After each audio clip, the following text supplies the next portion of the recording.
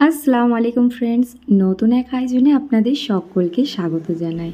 এই প্রচণ্ড গরমের দিনে ঠান্ডা ঠান্ডা কিছু পান করতে সবসময় যেন মন চায়। আর এই গরমের দিনে যদি ঠান্ডা ঠান্ডা এরকম একটা রিফ্রেশিং হেলদি ড্রিঙ্ক হয়, তাহলে তো একবার খেলে সারাদিনের ক্লান্তি এক নিমিষেই শেষ হয়ে যাবে। তো আজ আমার রেসিপি আম ও সাবুদানা দিয়ে এক অসম্ভব মজাদার হেলদি শরবতের রেসিপি, যেটি একবার খেলে মন প্রাণ জুড়ে যাবে। এতটাই মজার হয় এই হেলদি রিফ্রেশিং শরবতটি। এখন গরমের দিনে পাকা আম প্রচুর পরিমাণে বাজারে পেয়ে যাবেন, আর এই পাকা আম দিয়েই বানাবো মুখে স্বাদ লেগে থাকার মতো দারুণই মজার আম ও সাবুদানার শরবত। তাহলে চলুন দেখে নিই আম ও সাবুদানার এই রিফ্রেশিং হেলদি ড্রিঙ্কটি আমি কিভাবে বানাবো। তার জন্য প্রথমেই আমি এখানে 1 লিটার দুধকে আগে থেকে জাল করে রেখেছিলাম। সেই দুধটা যখন একটু গরম হয়ে গেছে, এখানে 1/4 কাপ পরিমাণে পাউডার মিল্ক অ্যাড করে দিচ্ছি। খুব ভালোভাবে এটাকে একটু হ্যান্ড উইক্সের সাহায্যে মিশিয়ে নেব। এখানে খুব ভালোভাবে পাউডার মিল্কটাকে মিশিয়ে নিয়েছি। এবারে আমি এর মধ্যে মিষ্টির জন্য অ্যাড করে নিচ্ছি 200 গ্রাম চিনি। এখানে মিষ্টির পরিমাণটা আপনাদের স্বাদ অনুযায়ী এখানে বাড়িয়ে কমিয়ে নিতে পারেন। এখানে ফ্লেভারের জন্য 1/4 চা চামচ এলাচের পাউডার অ্যাড করে নিলাম। আর এটাকে আরও ফ্লেভারফুল করার জন্য এখানে আলমন্ড বাদামকে গুঁড়িয়ে 2 চা চামচ অ্যাড করে নিলাম। এতে করে এর টেস্টটা খুবই ভালো আসে। সব কিছুকে খুব ভালোভাবে মিশিয়ে নিচ্ছি।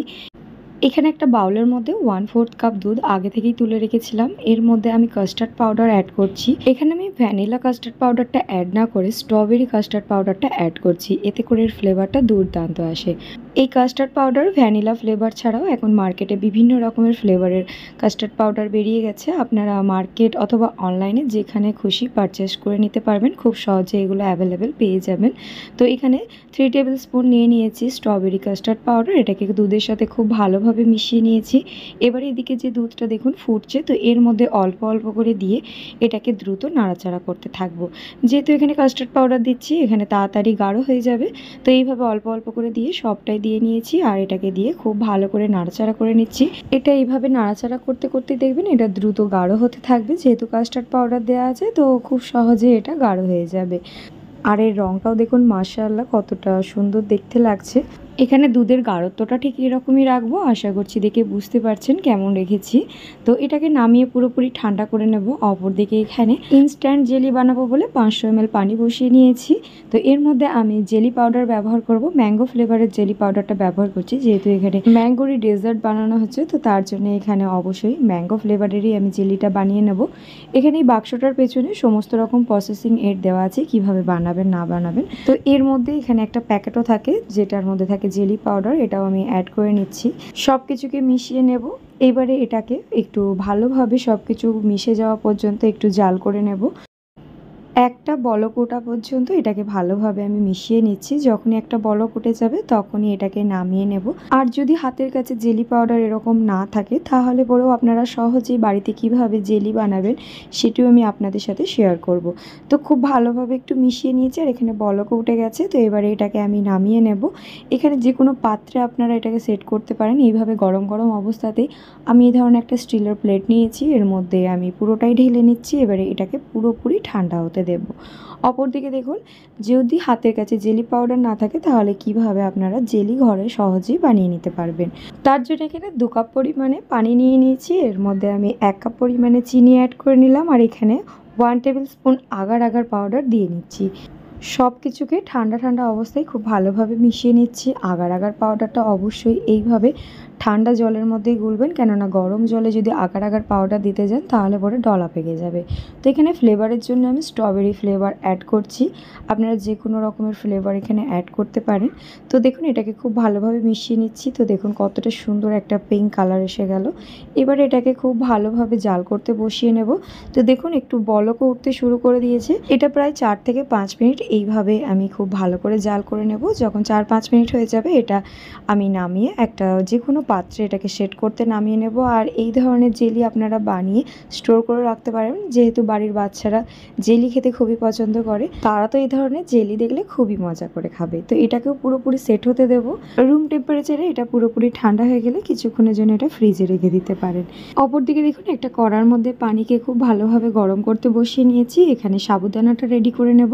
1/2 কাপ পরিমাণে সাবুদানা অ্যাড করে নিচ্ছি। এখানে ছোট দানা সাবুদানাটা ব্যবহার করব। সব কিছুকে খুব ভালোভাবে ভালোভাবে মিশিয়ে নেব। এখানে প্রায় 10 থেকে 15 মিনিট এটাকে খুব ভালোভাবে জাল করে নিলেই সাবুদানাটা খুব ভালোভাবে কুক হয়ে যাবে। আর এটা কিভাবে বুঝবেন যে পুরোপুরি কুক হয়ে গেছে কিনা সেটাও বলে দিই। তো দেখবেন আস্তে আস্তে সাবুদানাটা ট্রান্সপারেন্ট হতে শুরু করে দেবে। তো যখন এইভাবে ট্রান্সপারেন্ট পুরোপুরি হয়ে যাবে তখনই এখানে গ্যাসের ফ্লেমটা অফ করে এটাকে একটা ছাঁকনির সাহায্যে ছেঁকে নেব। যেহেতু এখানে এটা খুবই চ্যাটচ্যাটে হয় তার জন্য এখানে 2 থেকে 3 বার পানি দিয়ে এটাকে খুব ভালোভাবে ধুয়ে নেব। এখানে এটাকে খুব ভালোভাবে ধুয়ে নিয়েছি আর দেখুন সাবুদানাটা একেবারেই ঝরঝরে হয়ে গেছে। এখানে সাবুদানাটাও পুরোপুরি আমার রেডি হয়ে গেল। অপরদিকে এখানে যে কাস্টার্ড মিল্কটা রেডি করে রেখেছিলাম এটাও ঠান্ডা হয়ে গেছে। দেখুন এটা অনেকটাই আরও গাঢ় হয়ে গেছে। এখানে যে সাবুদানাটা রেডি করে রাখলাম সেটা প্রথমেই আমি এর মধ্যে দিয়ে নিচ্ছি। এর মধ্যে দিয়ে নেওয়ার পর এটাকে খুব ভালোভাবে মিশিয়ে নেব। গরমের দিনে এরকম রিফ্রেশিং শরবত যদি আপনারা 1 গ্লাস পান করেন তাহলে কলিজা একেবারেই ঠান্ডা হয়ে যাবে। সাবুদানাটাকে এখানে দুধের মধ্যে খুব ভালোভাবে মিশিয়ে নিয়েছি। এবারে দেখুন এদিকে আমি নিয়ে নিয়েছি 2টো আম। যেহেতু এটা আমি আম দিয়ে ডেজার্টটি বানাচ্ছি তো এখানে অবশ্যই আম লাগবে। আর এই গরমের দিনে তো পাকা আম বাজারে সহজেই পেয়ে যাবেন। তো এখানে আমটাকে আমি কেটে নেব। পাকা আম দিয়ে এই ডেজার্টটি একবার যদি আপনারা খান তো আমি এটুকু কথা দিতে পারি খেলে তো একেবারে মন ভরে যাবে। খেতে এতটাই মজার হয়। এখানে আমগুলোকে ঠিক এইভাবে আমি কেটে নিচ্ছি, এতে করে আমগুলো খুব সহজেই টুকরো করে নেওয়া যায় আর সহজেই আম থেকে এই শাঁসটাকেও বের করে নেওয়া যায়। তো এইভাবে দেখুন করে নেওয়ার পর একটা চামচের সাহায্যে এইভাবে ঘোরালেই কতটা সহজে আমের টুকরোগুলোকে তুলে নেওয়া যায়। একটা আম প্রথমে আমি এইভাবে কুচিয়ে আমি অ্যাড করে নেব। এটাকে এবার একটু ভালোভাবে মিশিয়ে নেব।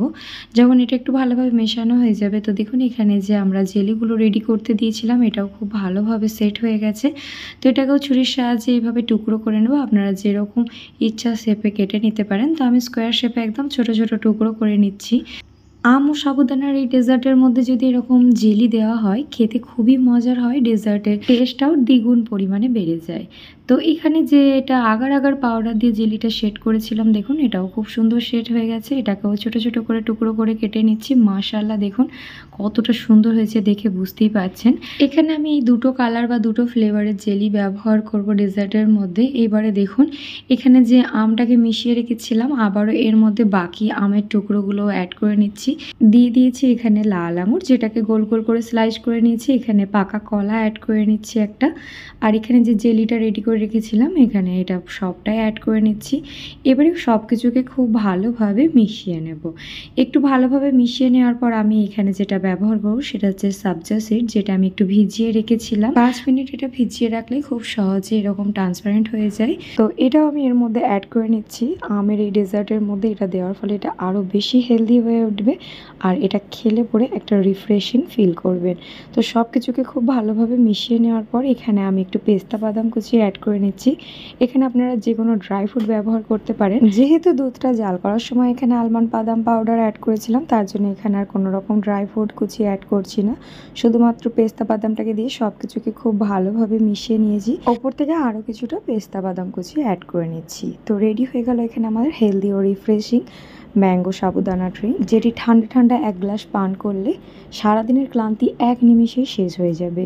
আর খেলে এটুকু কথা দিচ্ছি পুরোপুরি এই রেসিপির আপনারা ফ্যান হয়ে যাবেন। খেতে এতটাই মজার হয়। তো অবশ্যই পারলে এইভাবে একবার হলে ট্রাই করে দেখতে পারেন। এই গরমের দিনে খেলে কলিজা একেবারেই ঠান্ডা হয়ে যাবে এবং বাড়ির ছোট থেকে বড় সকলে এটি খেতে খুবই পছন্দ করবে।